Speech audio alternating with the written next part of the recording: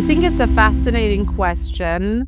So the beginnings of this whole generative revolution definitely belongs to the models that we now consider commercial and those biggest models that are obviously most popular, like ChatGPT, Gemini, etc. Mostly ChatGPT, really.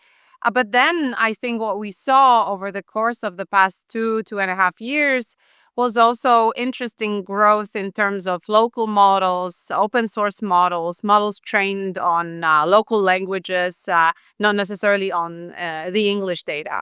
And I think it was something that I was really rooting for. And I was hoping that this would turn into a mainstream practice that, apart from those more generic models that are good at everything, we would also have perhaps to some extent specialized models, but mostly really models that envisage the diversity of languages and different perspectives. And I think this is something that those smaller models can certainly do. But unfortunately, I have to say that as much as I think these models have a very important role to play, especially in niche or some sort of mission critical applications, the commercial race is increasingly tilting, I think, in favor of very large and strategically backed models. And to me, this logic is to some extent straightforward in the sense that large commercial models really benefit from very massive investments. And this is something we see in terms of deep data scale, in terms of infrastructure, really mostly, and various integrations into ecosystems, right? That gives them certain durability, that gives them that competitive margin that smaller players, I think, will have a very big struggle to match. And I think it's also to some extent true, although it doesn't always hold, that bigger models generally perform better or that users assess it that way. And also, users got very used to those large models. I am shocked quite often when I ask my students about other models that they tend to use apart from those big mainstream models. Um, I'm shocked about the lack of awareness of other models. To many students, it often comes as a surprise that there are models in Spanish, that there are models in Catalan, that there are models in German or in Polish, and they've never tried them, or they have heard of them, but they actually never had an opportunity to test them. So I think the awareness component is very big, and this is something where we can still do something. And we can try and improve in that area. But in general, in terms of certain infrastructure, economics of the training itself, but also fine tuning different models. I think those models that are deployed by major players can amortize such cost, and they can simply afford it. Whereas those smaller models really only rarely would have such a luxury. So while I'm very sympathetic towards all the advocates of smaller models, I think just simply very basic issues like efficiency, like speed, um, uh, it's going to be a very, very tough pathway for them to really become meaningful players. So yeah, also looking ahead, I think that the commercial ecosystems are locking into powerful architectures. And what we are also seeing is, I think, the rise of, generally on a geopolitical level, something that I will call infrastructural power, right? So that means that there are those giant players that can currently pour a lot of money into their models. And obviously, there's risk attached to it, but they can host that risk. And there will be just a couple of them, unfortunately, I think. There will be a couple of players in the US. There will be perhaps one or two players coming from China and Europe here with all the efforts towards building smaller models and even giving them all one umbrella. I'm afraid is going to be left behind.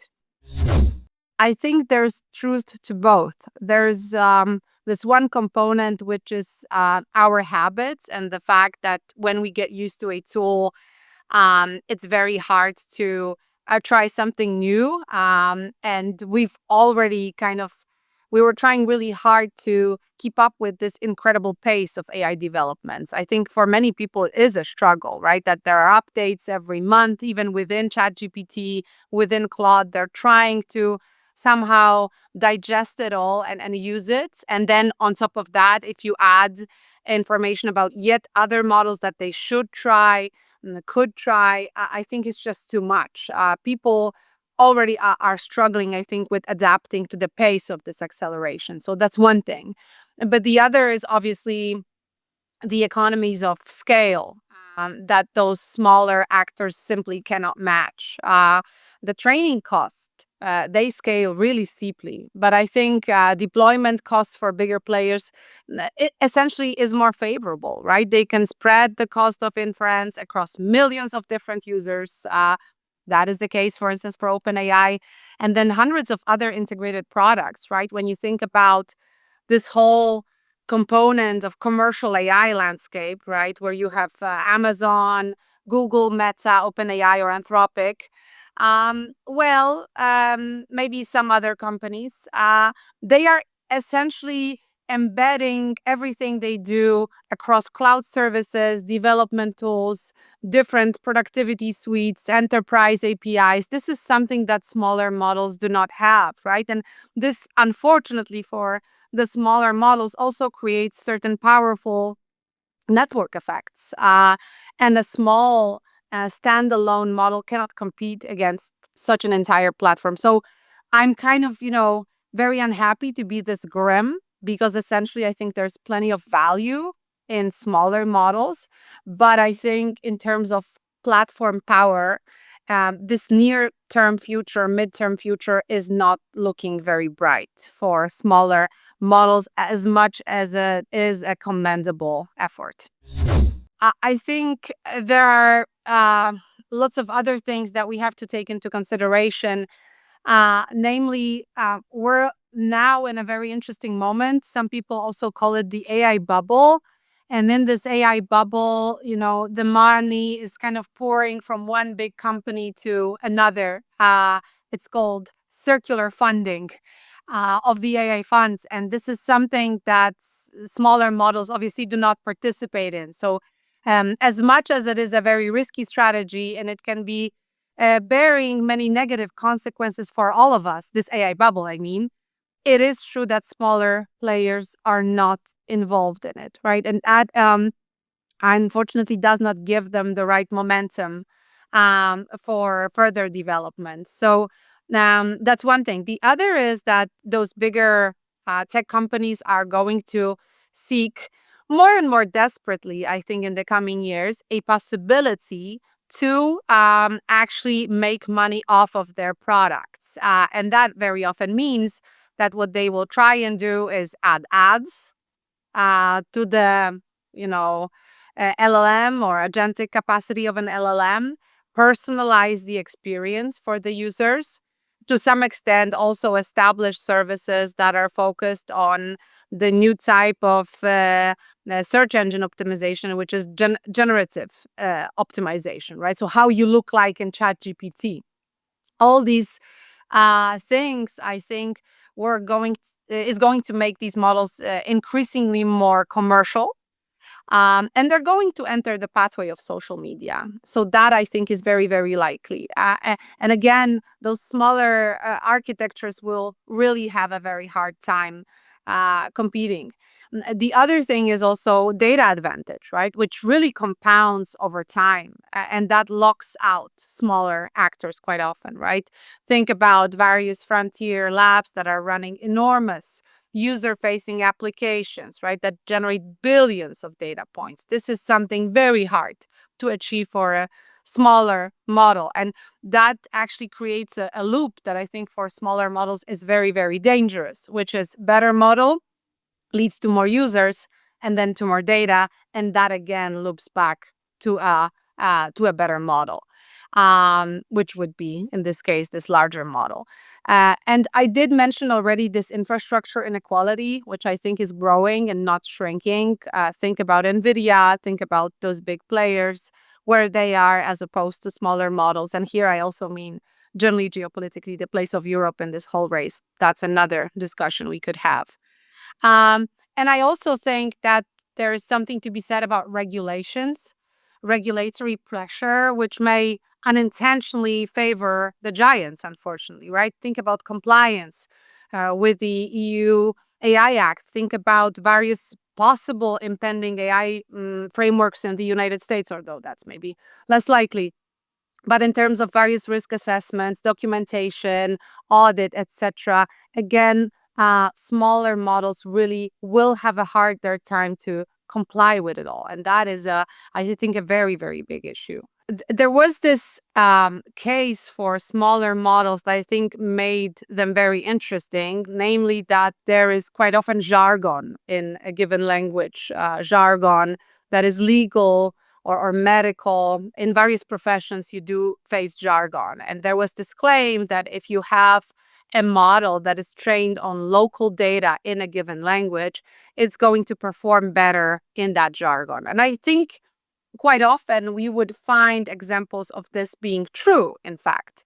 However, when you look at the pace of developments of the larger models in other languages other than English, you also see how well they're starting to do. And also internally, I think between these giant companies, there are those that are going to strive to be very commercial and very generic. And for me, that is OpenAI.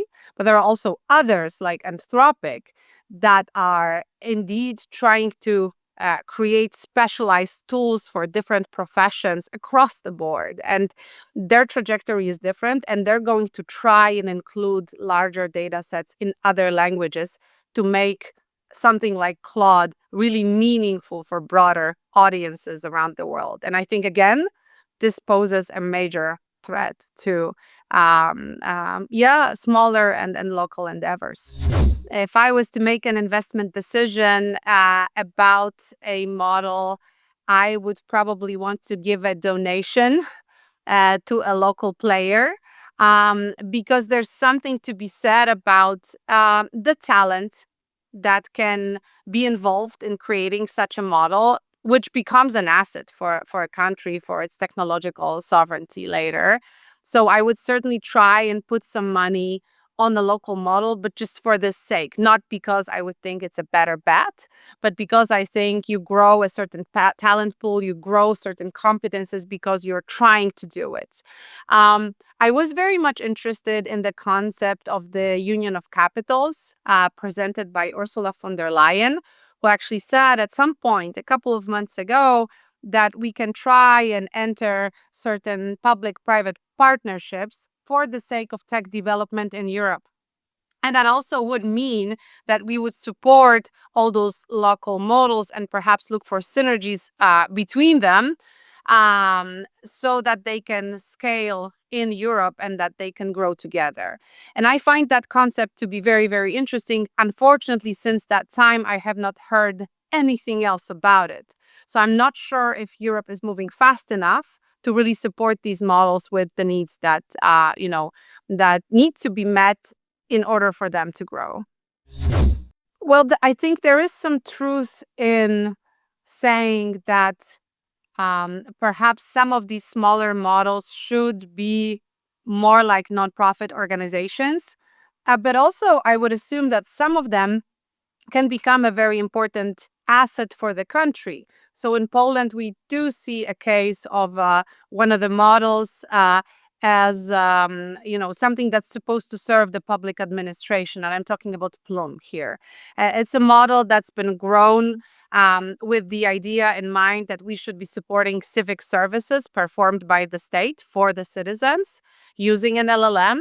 So you do see that effort. And I think money for something like that should nonetheless be secured. And it's always better to be safe than sorry. So with all the geopolitical turmoil that we observe, I would still say that despite the fact that I don't think the future belongs to a very pluralistic approach in artificial intelligence, in Gen AI, physical AI, and beyond, I still think it's a worthwhile effort to support those smaller models, because in any case, you'll have that talent pool, you'll have the competence to build a model in case you need one, because maybe, well, who knows, right? You cannot rely on external providers. It's I know a future that looks very, very dystopian, but nonetheless, it's sort of, a form of preparation, I think, and an exercise that is still necessary, even though it's hard for me to see how these models could be largely successful while competing with something like ChatGPT.